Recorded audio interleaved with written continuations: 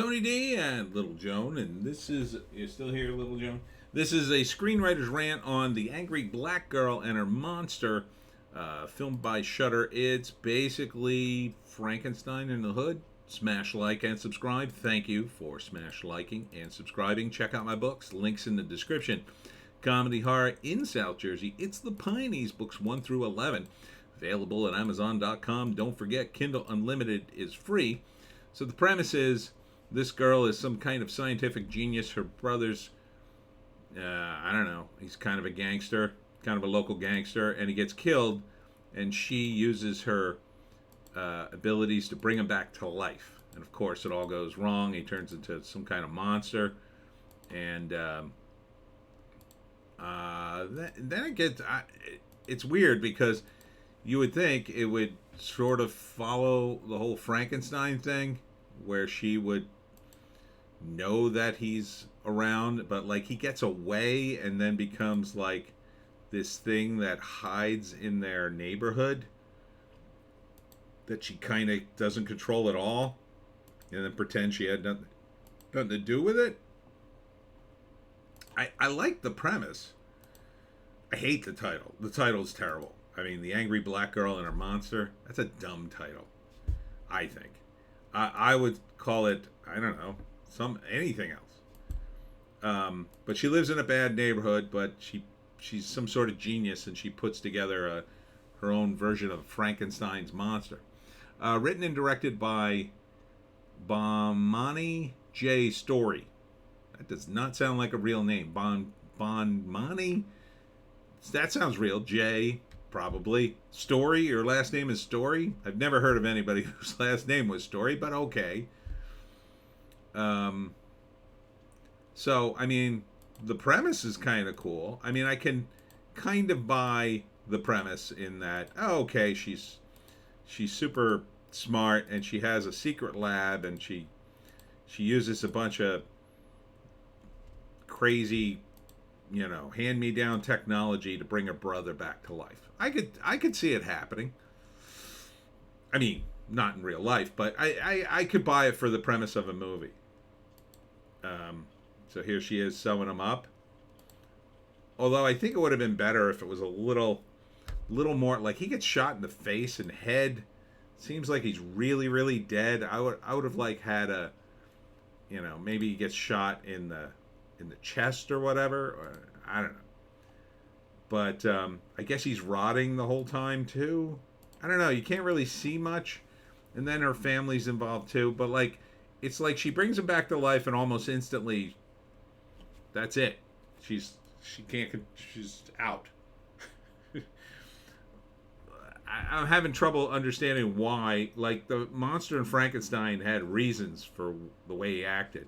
Didn't seem like I would understand if her brother immediately went to go avenge himself. Right? He starts killing everybody in the neighborhood who killed him, like the gang members. That would make a lot of sense. Doesn't seem to be that way. It seems like he's just haunting her and I guess the family? I don't know. It's kind of hard to tell from the trailer. But again, I do like the premise. Because you've got, the danger of the monster and then the danger of just being in the neighborhood. And so you see here, some local guy pulls a gun on her, and then I assume her brother comes out of nowhere and kills him. And then her father's in the mix. I'm not sure how he plays. An emotionally charged creature feature.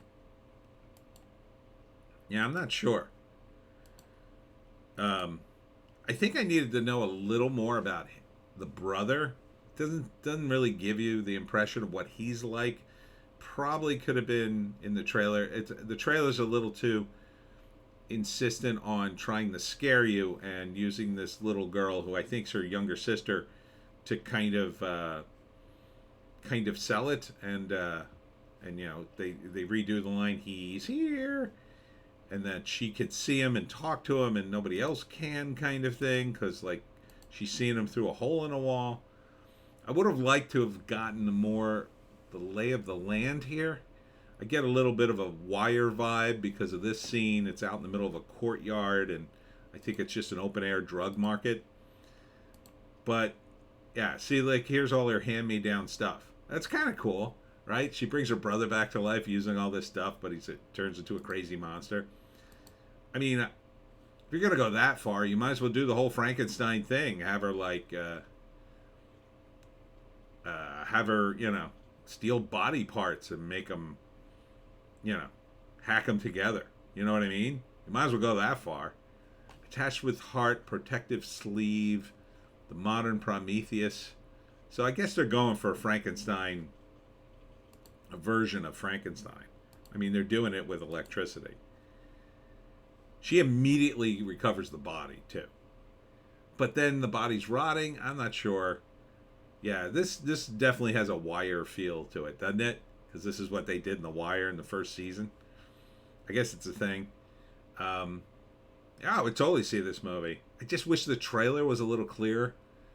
I wish we could have shown the monster a little more. Kind of only shows him in the shadows, and spends more time on a bunch of side characters rather than him. But I think this is the monster here, her brother. All right. So first act, I'm gonna say, starts out.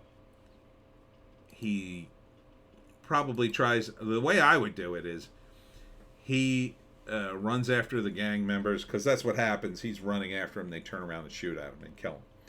So he's running after them because he's somehow protecting her, right? Like they threaten her and he runs after her, or they hit her, and to protect her he runs after him, and that's why they kill him, and that's why she feels like she has to do something. And the tagline here, death, there is a cure for death, or death, there's a cure for death, death is the cure, or something like that. So she immediately takes the body to her secret lab, which is mostly ready. Again, it's a bit of a stretch, but for the whole aesthetic of it, sure, I'll go along. And she jacks him up full of, I don't know, drugs and wires and stuff, and zaps him, brings him back to life. But he's all messed up. She can't control him, and almost immediately he gets away. Second act. He apparently becomes some sort of monster in the neighborhood. I assume he goes after the guys that shot him, and one by one he kills them all. And then, I don't know, the little sister's seeing him and interacting with him. Her father is, I don't know, I can't tell if he's a bad or good guy in this. I suspect he's a bad guy. And then slowly, over the course of the movie, he's avenging everybody. But after that, it's kind of hard to tell, because they seem to get along with him. What I would want to see is, again, what was in Frankenstein, right? Like, he takes it all too far, right? She takes it too far, and the monster eventually dies, or, like, let's see, in the book, what happened in the book? I know in the Universal Monster movie, they trap him in the windmill and burn it down. So what would be the modern equivalent in the hood? Maybe they trap him in an apartment building and burn it down, and so we don't see him die, so he could come back to life later, like they've done in Frankenstein movies. That would be kind of cool. Then you could do a whole Universal Monster movies rebooted in the hood. So you could do Frankenstein 2 or Bride of Frankenstein, right? Where she builds him a bride. Probably one of her friends, who gets killed and does the same thing, and then they both run amok. Then you could do the werewolf or the Wolfman in the hood. That would totally work. I could see that. Maybe even, I don't know if Abbott and Costello would work, but certainly a vampire, that's easy enough. You could do a vampire thing. You could do the whole Universal Monster movie thing. It would be awesome. But you just tie it all into the hood for some reason. Yeah, I could say it. It would be cool. But I hate this title, The Angry Black Girl and Her Monster. No, that's a terrible title. It's too long. It's too clunky. Um, if you want to get away from, you know, monster in the hood kind of title, and I'd understand why you'd want to get away from that title. It's a little too on the nose. I'm big on titles, so I would call it, I don't know, something like you know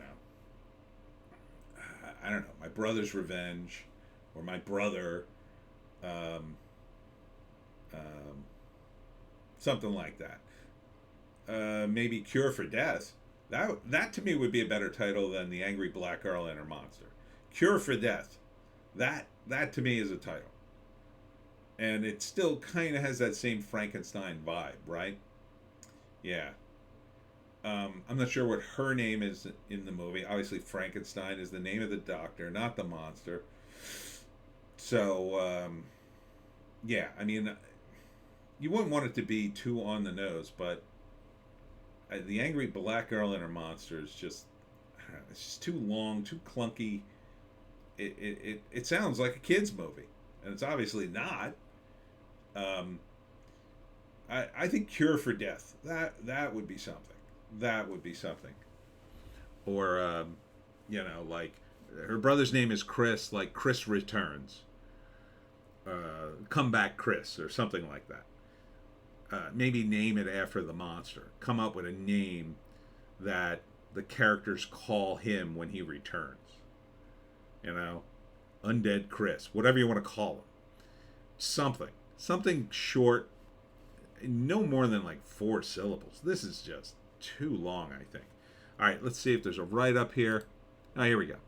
It tells the story of a teenage anti-hero, Vicaria, and who is on a desperate quest to cure death. I guess. I mean, I think it's more pointed towards her brother, but